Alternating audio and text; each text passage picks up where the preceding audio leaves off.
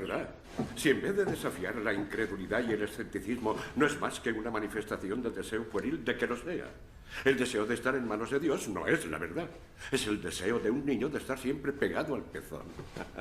Tenemos una teoría evolucionista. La teoría evolucionista demuestra científicamente la inutilidad de Dios. El mismo Darwin no tuvo la valentía de llevar sus pruebas hasta su verdadera conclusión. Bien, ¿dónde estamos? Se habrán dado cuenta de que nosotros hemos creado a Dios y de que todos juntos le hemos matado. Dios ha muerto. ¿A dónde se fue Dios? Yo se lo diré. Dios ha muerto. Todos le hemos matado. Usted y yo. Dios le quemará en el infierno. Tras la muerte de Buda, su sombra se siguió viendo en las cuevas durante siglos. Una sombra siniestra, estremecedora. Dios le castigará, Satanás. Pero visto como es la gente, aún habrá cuevas, gracias, durante miles de años en las que seguirá viéndose la sombra de Dios. Venzan la sombra que llevan dentro. Friedrich, te presento a Lou Salome, una brillante poetisa rusa. Una conferencia fascinante para tan pocos oídos. ¿Por qué provoca tanto miedo en la gente, profesor? Oh, la verdad es algo que asusta. ¿Por qué dice que Dios ha muerto y no que jamás existió? ¿Usted qué opina? Que Dios dejó de ser una fuerza reconocida en la vida de la gente. Una interpretación interesante. Pero si Dios ha muerto, entonces todo está permitido. No hay moral ni reglas. Sin Dios, ¿quién organiza nuestra sociedad?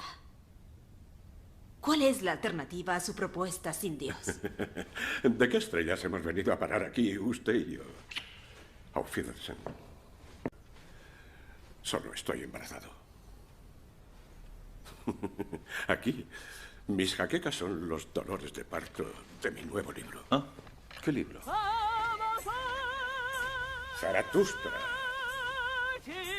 Un joven profeta que con su sabiduría, valentía y veracidad decide iluminar a la gente. Quiero hablarles del superhombre. El hombre no es más que algo que debe ser superado. ¿Qué has hecho para sobreponerte al hombre? ¿Qué es el simio para el hombre? El hazme reír. Un motivo de vergüenza. Exactamente lo que será el hombre para el superhombre. La gente se negó a comprender sus palabras. Y el profeta, al darse cuenta de que había llegado antes de tiempo, regresó a su soledad. Y yo, como Zaratustra, me he adelantado.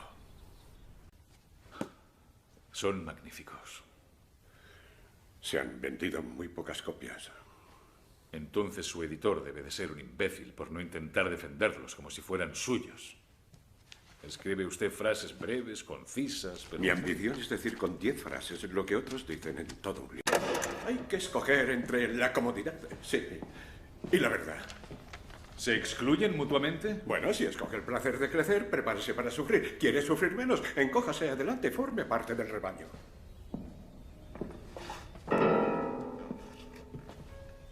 Mire ese árbol.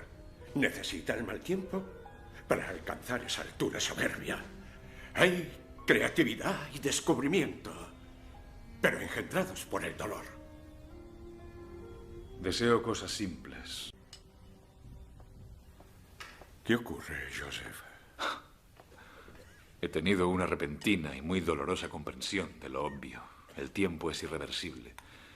La arena de mi vida se está acabando. Estoy en la misma fila que todos los demás, marchando hacia mi muerte. ¿Considera ver con claridad como una herida? Al saber que mi muerte se aproxima, me siento impotente e insignificante, sí. No significa que la existencia carezca de propósito. Al contrario, a medida que se acerca la muerte, aumenta el valor de la vida. Debe aprender a decir sí, Joseph, pero decir sí en cada minuto de vida. Sea apasionado, sea un libre pensador, supere sus limitaciones, sea el superhombre. Por favor. Pero usted debe temer a la muerte tanto como yo. Y a la falta de un Dios. Tenemos que morir. Pero a su debido tiempo. La muerte solo deja de atemorizar cuando se ha consumado la vida. ¿Usted ha consumado su vida? He alcanzado grandes logros. ¿Pero ha vivido su vida? ¿O ha sido vivido por ella? Se mantiene al margen de su vida, añorando otra vida que nunca se ha atrevido a vivir. No puedo cambiar mi vida. Tengo a mi familia, a mis pacientes, a mis alumnos. Es demasiado tarde. No puedo decirle cómo vivir de otro modo. Si lo hiciera, seguiría viviendo según el designio de otro, pero quizá podría hacerle un obsequio, Joseph. Quizá podría darle un pensamiento. Imagínese que un demonio le dijera a usted que su vida de ahora, tal como la está viviendo, como la ha vivido en el pasado, tiene que volver a vivirla, pero un número interminable de veces, y que no habría nada nuevo en ella. Todos los dolores, las alegrías, las cosas grandes y pequeñas que haya en su vida simplemente se repetirán en la misma sucesión, en la misma secuencia, una y otra vez, como el reloj de arena del tiempo. Imagine la infinidad. Considere la posibilidad de que cada acción que elija Joseph la elige para siempre jamás.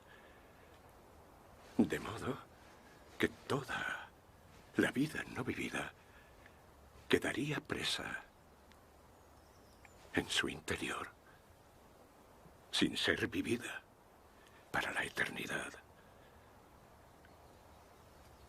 ¿Le gusta esa idea? Hola niños y niñas, bienvenidos a una nueva clase de filosofía correspondiente al proceso 9 de Filosofía Plan Común.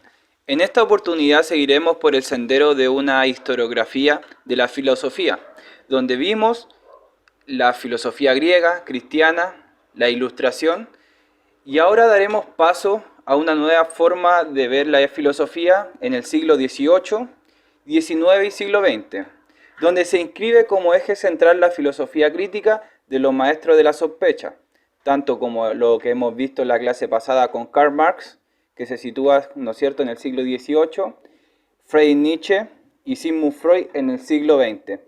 Esta clase tiene como objetivo fundamental analizar la filosofía de Friedrich Nietzsche y su relación con la enfermedad patologizada como esquizofrenia, ¿no?, lo que se entiende contemporáneamente como esquizofrenia, destacando de esta forma lo que lo llevó a escribir de forma acéfala o escéptica y su relación distante con la moral y los intelectuales predominantes tanto de su época, retrocediendo hasta la filosofía griega, Platón y Aristóteles. Durante el transcurso de su vida, Friedrich Nietzsche, a partir de su propia escritura, va constituyéndose en un tipo en la medida que ese ejercicio escritural expone su vida en relación con la enfermedad, ¿no?, con la esquizofrenia que va generando durante el transcurso de su vida. Y Friedrich Nietzsche, a través de su escrito, da una manera de cuidar su propio cuerpo. Esto da a luz su propia narrativa, es decir, la configuración de un estilo de hacer filosofía, chiquillos. Esto tiene que ver claramente con la forma de hacer filosofía, ¿no? Una filosofía que Friedrich Nietzsche lo inscribe a través de su propia enfermedad, a través de la angustia, a través de una suerte de tristeza, ¿no?, para dar a la luz a su propia narrativa. Muy dolorosa era la vida de Friedrich Nietzsche hasta sus 25 o 30 años. Así que a través de esto haremos una revisión sobre diferentes aspectos de su vida. Ya para esto ocuparemos biografía, citas, obras y prólogos que nos ayudarán a comprender la vida de Friedrich Nietzsche, y después daremos paso paulatinamente a los conceptos gravitacionales, pero primero tendremos que conocer su vida para adentrarnos a su propia filosofía. Todos estos elementos entonces nos permiten dar cuenta sobre cómo en su propia tipología se articula una forma de hacer terapia, asumiendo la integración de la enfermedad como una posible reflexión filosófica. Para dar paso a la vida de Friedrich Nietzsche me gustaría hacer una relación con lo que hemos visto de Karl Marx y por qué es importante entender a Friedrich Nietzsche para contemplar la filosofía de la sospecha, que es muy importante en el marco de la filosofía de la historia. Marx y Nietzsche son dos filósofos del siglo XIX, tanto que Marx repercutió más también en el siglo XVIII y Nietzsche en el siglo XX, ¿no? Es un poco más contemporáneo. Estos dos filósofos se encuadran en la filosofía alemana, ¿no? Han sido calificados por la crítica moderna, por la crítica filosófica, como los maestros de la sospecha, junto a Sigmund Freud, porque ambos analizan y denuncian la alienación sufrida por el hombre en su tiempo, ¿no? Karl Marx lo situaba con el origen de la alienación en la estructura economicista, ¿no? En el mercado, en la sociedad de la burguesía, en la industrialización, ¿no? Que se estaba gestando en el siglo XVIII, siglo XIX, es decir, en las contradicciones existentes en el modelo de la producción capitalista, ¿no? Lo que hemos visto acerca de la plusvalía, la lucha de clases, ¿ya? La enajenación del hombre. Nietzsche, por su parte, con una sólida formación filológica, ¿no? El estudio de la filosofía, hacía hincapié en dos aspectos netamente culturales, ¿ya? Y morales. La crítica de Nietzsche es algo más a la crítica de la cultura, ¿no? De lo establecido y de la moral. Tanto Marx como Nietzsche reclaman una superación de la alienación, ¿ya? Los dos quieren salir de esa condición humana alienable, tanto por la moral, ¿ya? Cristiana, ahí me refiero también a San Agustín, lo que hemos visto con San Agustín, y ellos dos critican esa suerte de alienación, pero lo hacen por caminos totalmente diferentes e incluso contradictorios entre sí. La aspiración de Marx era el logro de una suerte de igualdad social en una sociedad comunista, ¿no? Una sociedad socialista, pero Nietzsche aspiraba a superar todo lo que él consideraba igualitarismo, ¿ya? Que eso lo caracteriza como una moral del rebaño, ¿no? La caricatura que le hace Friedrich Nietzsche a Marx es que Marx sigue esa moral del rebaño. Es ahí donde incluye al comunismo, al cristianismo, ¿ya? Como la bandera del mundo burgués. Es decir, la ciencia, la ilustración, el racionalismo, en general va a ser criticado por Friedrich Nietzsche. En este sentido, la postura de Marx todavía es en cierto modo racionalista, ¿no? Él, a través del materialismo histórico, entiende que la historia se hace a través de los modos de producción del hombre, a través del trabajo del hombre. Pero Friedrich Nietzsche no, critica esto. Lo critica a través de una filosofía irracionalista, ¿no? Subjetiva, escéptica, de los modos y del intelectualismo occidental que gesta una cultura determinada, ¿no? Ambos reaccionaron también frente al positivismo de finales del siglo XIX, ¿ya? Que centraba la posibilidad de un discurso verdadero únicamente en el seno de la ciencia natural. O sea, ambos criticaban el positivismo, lo científico, ¿no? El intelectualismo a través de lo científico. Pero Marx y Nietzsche se apostarían de manera diferente frente al modelo epistemológico de la ciencia natural. Mientras Marx definía la posibilidad de una ciencia de la sociedad, ya la dialéctica materialista, pero Nietzsche lo pone frente a una crítica a la literatura y alejándola absolutamente de la ciencia, ¿no? Es desde aquí que Friedrich Nietzsche sitúa la filosofía, ¿no? La filosofía griega como un error, ese error de idealismo, ese error del platonicismo, el error de lo aristotélico que dio paso a la moral de los esclavos, ¿no? Esa moral de esclavo que Friedrich Nietzsche lo sitúa en los judeocristianos. También Marx se lanza a hacer política, economía y filosofía de la historia. También critica a la moral cristiana, pero no la sitúa como eje central de su filosofía crítica. Nietzsche, en cambio, elabora una genealogía de la moral, ¿ya?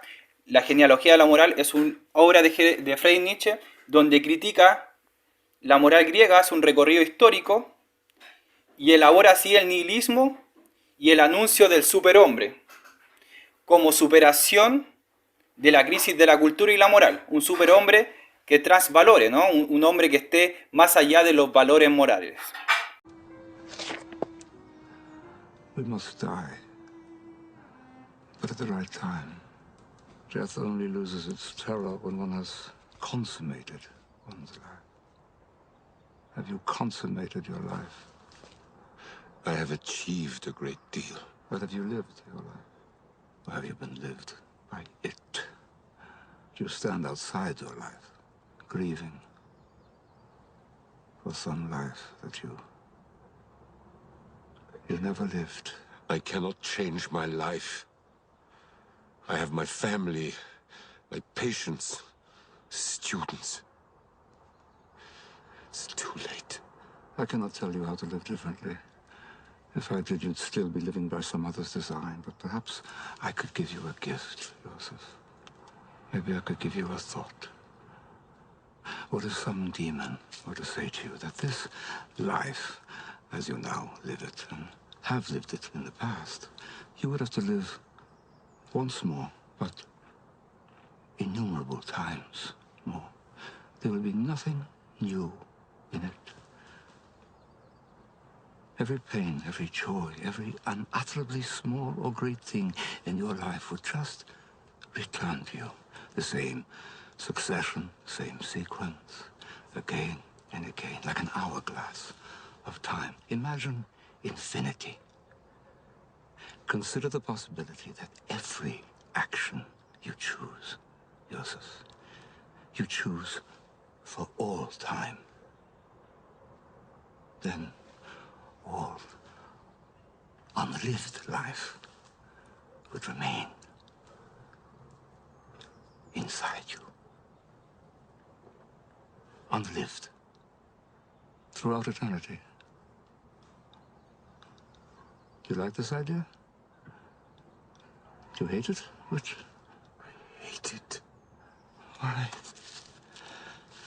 The only thing I love about my life is the thought that I have fulfilled my duties to my wife and children. Duty?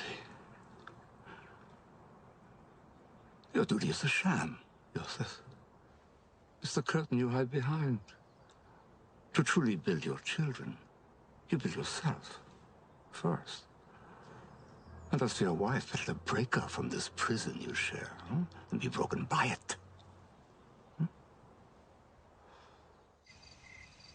Are you sure about this? To continue with the sense that I have not lived, that I have not tasted freedom. The idea fills me with horror.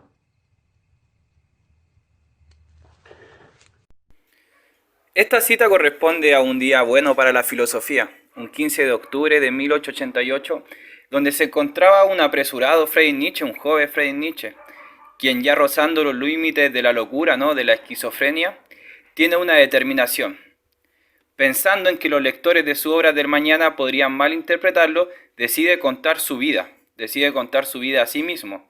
Así comienza la última de sus publicaciones en vida, una urgente autografía donde se ve claramente en el libro Esse Homo cómo se llega a ser lo que es. Estando en una posición de alturas, mirando hacia atrás, ya hacia la filosofía griega y hacia adelante al devenir de la humanidad, emerge un cúmulo de cosas a las cuales solo se les puede rendir agradecimiento. Su mirada en retrospectiva es de gratitud ante la vida. No se ve resentimiento ni rencor en lo escrito de Friedrich Nietzsche en este texto. Esta obra también conserva en su interior un mando de intriga. Ella viene a presentarse como el gran epílogo, ya la gran introducción y desarrollo de su vida, en donde repasa con una lucidez increíble, escalofriante también, porque hay que tener en cuenta que Friedrich Nietzsche en estas ideas que expone está situado en una patología de esquizofrenia, ¿no? A través de esta idea, polémica, estilo y experiencia que va generando su vida, la existencia de nuestros filósofos estuvo transitada por un sendero de trauma, derroteros, polémica, soledad y principalmente un sufrimiento por la enfermedad, ¿no? La suma de estos elementos será trascendental a la hora de elaborar su filosofía. Claro que para alcanzar estos aires, antes debe atravesar una larga travesía. En sus joviales 14 años, Friedrich Nietzsche se empezó a interesar por la poesía, la literatura, la música y la natación, y comenzaba poco a poco a tomar distancia con la religión cristiana. El ambiente cotidiano de su familia era un ambiente marcado por la posición femenina de su abuela, su tía, su hermana, y lo que repercute fuertemente en la formación de Friedrich Nietzsche también es la escuela donde se sitúa la escuela de Perform, una institución donde había lengua griega, enseñaban lengua griega y latina, y también la lengua alemana. En esta rigurosidad académica, Friedrich Nietzsche se va a encontrar con la poesía de Hölderlin, ya un intelectual, el cual Friedrich Nietzsche toma un interés, ¿no? Es aquí donde Friedrich Nietzsche también tiene una formación filosófica, una formación académica, que lo lleva más tarde a escribir sus primeras obras. Es a partir también, por la muerte de su padre, que empieza a deteriorarse mentalmente, ¿no? Por una suerte de enfermedad herédica, ¿no? Que tiene el padre mental. Es aquí donde Friedrich Nietzsche, en el Esse Homo, escribe su relación también con la enfermedad y la filosofía. La filosofía, cito, tal como yo la he entendido y vivido hasta ahora, es vida voluntaria, en el hielo y en las altas montañas, búsqueda de todo lo problemático y extraño que hay en el existir, de todo lo proscrito hasta ahora por la moral, una prolongada experiencia proporcionada por ese caminar en lo prohibido. Me ha enseñado a contemplar las causas a partir de las cuales se ha moralizado e idealizado hasta ahora, de un modo muy distinto a como tal vez se desea. Se me ha puesto al descubierto la historia oculta de los filósofos, la psicología de sus grandes nombres. ¿Cuánta verdad soporta el espíritu? Es a partir de esto que Friedrich Nietzsche empieza a decolorar su vida, ¿no? A través de la angustia que siente por la muerte de su padre, donde cito: mi padre murió a los 36 años, era delicado, amable y enfermizo, como un ser destinado a tan solo pasar de largo, más una bondadosa equivocación de la vida que la vida misma. En el mismo año en que su vida se hundió también la mía.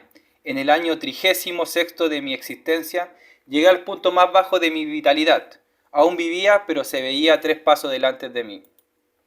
Es a partir de toda esta angustia que Friedrich Nietzsche busca un soporte intelectual en Schopenhauer. Schopenhauer era un filósofo pesimista que promovía también el irracionalismo, ¿no?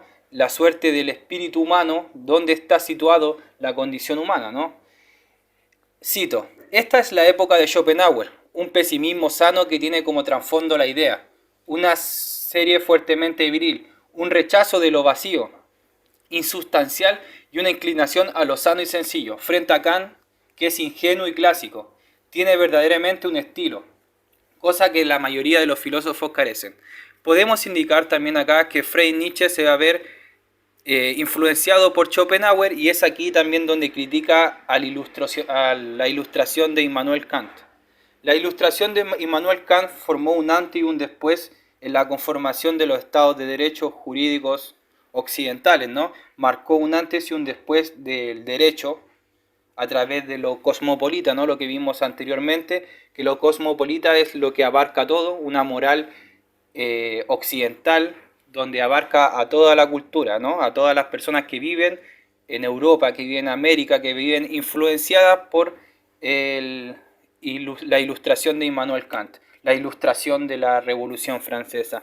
Es aquí donde Friedrich Nietzsche pone su crítica tanto a la ilustración como a los filósofos griegos y a todos los filósofos que se tomaron Occidente y pusieron una hegemonía del discurso filosófico, tal como lo hizo también los científicos. Friedrich Nietzsche va a formar una amistad con una tal Mawilda. Aquí hay una aproximación también al pensamiento acéfalo que se puede ver en un escrito de Mawilda que se llama el libro Atardecer Vital de una Vida, que lo pueden encontrar en la página 50, todo esto está en internet, ¿ya? Se llama Atardecer Vital de una idealista, Mawilda. Por la mañana del 1 de enero de 1877 di yo sola con Nietzsche un paseo a lo largo del mar y nos sentamos sobre una protuberancia de la roca. Todo era hermoso, como en una montaña de primavera. Ambos teníamos el ánimo tranquilo, armónico posible, y finalmente llegamos a coincidir que la verdadera meta de la vida ha de ser el afán por la sabiduría. Concepto clave. La meta, el superhombre que quede Friedrich Nietzsche, es el que busca la sabiduría. Nietzsche dijo que el hombre auténtico todo debe servirle para eso, incluso el sufrimiento, ¿ya? Y que en ese sentido él bendecía también el último año de su vida, lleno de padecimiento, que suave, que transgrede era Nietzsche todavía entonces. Como su naturaleza amable y buena mantenía todavía el equilibrio de su intelecto corrosivo, ¿no? Estamos hablando que aquí Friedrich Nietzsche, en sus últimos años de su vida, de esquizofrenia, tenía una lucidez escalofriante con respecto a la filosofía, con respecto al pensamiento. Es también la guerra, pongamos en cuenta que Friedrich Nietzsche practica la guerra prusiana, es un destacado jinete. Después de la guerra, Friedrich Nietzsche va a escribir esto. Es la guerra, pero la guerra sin pólvora, ¿no? La vida la va a relacionar con la guerra. Es la guerra, pero la guerra sin pólvora y sin humo, sin actitudes bélicas, sin patos ni miembros dislocados. Todo eso sería aún idealismo. Un error detrás del otro va quedando depositado sobre el hielo. El ideal no es refutado, se congela. Aquí, por ejemplo, se congela el genio, ¿no? Se congela al genio indicando a esos pensadores hegemónicos, ¿ya? Y que lo critica Nietzsche, por ejemplo, en el libro La genealogía de la moral. Un rincón más allá se congela, el santo, ¿no? La filosofía cristiana. Bajo un grueso témpano se congela el héroe. El héroe, por ejemplo, el héroe griego, ¿no? Al final se congela la fe, el dogma, la denominada convicción también. La compasión se enfría considerablemente, casi en todas partes se congela la cosa en sí. Aquí podemos notar que Friedrich Nietzsche va evaluando su vida relacionándolo con la guerra, relacionándolo con la amistad que tiene con Mawilda, con el acercamiento a la influencia del intelectual de Schopenhauer, con la muerte de su padre y con el desarrollo de su esquizofrenia. Y para esto voy a ocupar esta cita como algo para sintetizar el pensamiento de Friedrich Nietzsche. Los más sabios de todas las épocas han pensado siempre que la vida no vale nada. Siempre y en todas partes se ha oído de su boca el mismo acento, un acento cargado de duda, de melancolía, de cansancio de vivir, de oposición a la vida. Incluso Sócrates dijo a la hora de su muerte: la vida no es más que una larga enfermedad, le debo un gallo a Esculapio por haberme curado. Hasta Sócrates estaba harto de vivir. ¿Qué prueba de esto? ¿Qué indica? En otros tiempos se habría dicho, como así han hecho y bien alto nuestros pesimistas los primeros. En todo caso, esto tiene que ver algo con la verdad. El consenso de los sabios constituye una prueba de verdad. ¿Seguiremos hablando hoy así? ¿Nos está permitido hablar así? En todo caso, esto tiene que tener algo de enfermedad. Esta es la respuesta que damos nosotros. Habría que empezar por examinar de cerca a los más sabios de todas las épocas. ¿Será que ninguno de ellos se sostenía ya sobre sus piernas? ¿Será que están viejos, que tambalean, que eran unos decadentes? ¿Será que la sabiduría aparece en la tierra como un cuervo a quien le entusiasma el más ligero olor a carroña? Friedrich Nietzsche, El crepúsculo de los ídolos. A partir de esto, chiquillos, nosotros podemos dar cuenta que Friedrich Nietzsche es un maestro de la sospecha en sí, al donde critica la condición humana que conforma la moral griega, ¿no? La moral que después trascendió a la moral cristiana y dio paso a la Ilustración francesa, donde esa moral se volvió cosmopolita y abarcó toda la cultura occidental. Es esa moral y esa forma de la cultura que formuló la moral griega, la moral cristiana, que critica Friedrich Nietzsche. ¿Serán estos hombres como Immanuel Kant, como Sócrates, como Platón y Aristóteles? ¿Serán hombres que pueden sostenerse sobre sus piernas? Son esos hombres, por ejemplo, Friedrich Nietzsche diría, que critican o solapan la naturaleza verdadera del hombre, los instintos, como diría Sigmund Freud, ¿no? El instinto del ello, el líbido que tiene el ser humano, el instinto de vida, se ve solapado por la cultura determinada por la moral cristiana o la moral también en estos tiempos del capitalismo. Es aquí donde Friedrich Nietzsche pone su encrucijada, ¿no? La encrucijada de el hombre es un ser decadente. Es aquí donde el hombre debe superar los valores morales y trascender esos valores, y es aquí donde va a nacer su concepto del superhombre. Ese hombre que está más allá del bien y el mal, ¿no? Nietzsche critica, por ejemplo, qué es el bien y qué es el mal. Es un constructo intelectual, un constructo estructurado, ¿no?, para someter a la gente. Y ese sometimiento, esa moral, diría Friedrich Nietzsche, que es la moral de los esclavos. La moral que sigue la gente es la moral del rebaño, es la moral que ha sido establecida para mantener a la gente controlada. La actividad que les voy a pedir, chiquillos, para esta clase es generar un ensayo filosófico, ¿ya? ¿Qué es un ensayo filosófico? Bueno, el ensayo filosófico, chiquillos, es todo lo que está escrito a través de una tesis. Es un texto argumentativo también, reflexivo, que analiza, evalúa, interpreta o reinterpreta también un tema. Aquí nosotros podemos hablar temas como el amor, la vida, la muerte, etc. Las instrucciones se las dejo acá, ya que es realizar un ensayo a partir de lo trabajado con Karl Marx y Friedrich Nietzsche. El ensayo debe contar con un tema específico y su relación tanto con los conceptos trabajados por los autores, ya Marx y Nietzsche, y su relación con la actualidad, ¿ya? Se deberá argumentar a partir de citas biográficas y hechos concretos de la actualidad. No se alarmen, chiquillos, este ensayo yo lo voy a explicar en la clase que vamos a tener durante la semana, y desde ahí vamos a hacer el ensayo. Yo se los voy a explicar en la clase. El ejemplo que puede tener el ensayo es relacionar la plusvalía, el concepto de Karl Marx, con el sueldo mínimo, por ejemplo, de un obrero en la actualidad, ¿ya? Eso es, buscar la relación de la filosofía que hemos visto hasta ahora con Marx, y también pueden ocupar a San Agustín, pueden ocupar a Sigmund Freud para relacionarlo con un hecho de la actualidad. El ensayo deberá tener una estructura al igual que cualquier trabajo que involucre una tesis. Para esto tendrán que seguir la rúbrica que les dejaré a continuación, ¿ya? La rúbrica es súper sencilla, chiquillos. O sea, miren, tienen que fijarse más que nada en que la introducción sea lo que yo indiqué en la rúbrica. El desarrollo y la conclusión es algo que yo les recomiendo porque es así como se escribe un ensayo en la universidad. Y ojalá que sigan esto que yo les recomiendo en el desarrollo y en conclusión, aunque no va a variar también en su puntaje. La redacción y ortografía sí va a repercutir en su evaluación. Y las citas bibliográficas vamos a trabajarla en la clase para saber cómo citar en APA. Si saben o no citar en APA, yo les voy a enseñar. Este ensayo también se puede hacer en formato Word, o también se puede hacer en formato escrito a través del cuaderno y luego le sacan una foto. Eso, chiquillos, ojalá les haya gustado la clase hoy día y nos estaremos viendo en la semana para trabajar el proceso 9. Un beso y un abrazo a todos.